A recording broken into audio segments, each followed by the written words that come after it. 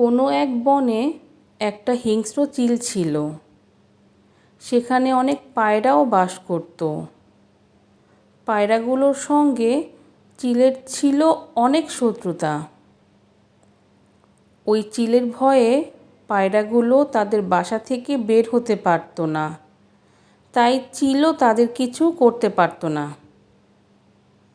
একদিন সেই দুষ্টু চিল মনে মনে একটা ফন্দি এঁটে পায়রাদের কাছে গিয়ে বলল, কোনো ভয় নেই তোমাদের, আমার কথা শুনো।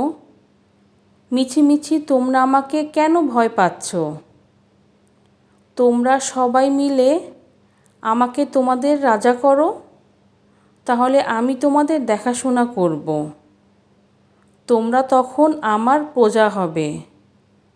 তোমাদের উপর কেউ যাতে কোনো অত্যাচার না করে তা দেখাই হবে আমার প্রধান কাজ। বোকা পায়রাগুলো চালাক চিলের মিষ্টি কথায় ভুলে সবাই মিলে চিলকে তাদের রাজা করল। আর চিল রাজা হওয়ার পর থেকেই প্রতিদিন একটা করে পায়রা মেরে খেয়ে ফেলত। পায়রাগুলো তখন নিজেদের মধ্যে বলাবলি করতে লাগলো, আমরা বোকার মতো আমাদের শত্রুর মিষ্টি কথায় ভুলেছিলাম, এখন তারই ফল আমাদের ভুগতে হচ্ছে। গল্পটির নীতিকথা: শত্রুর মিষ্টি কথায় কখনো বিশ্বাস করতে নেই।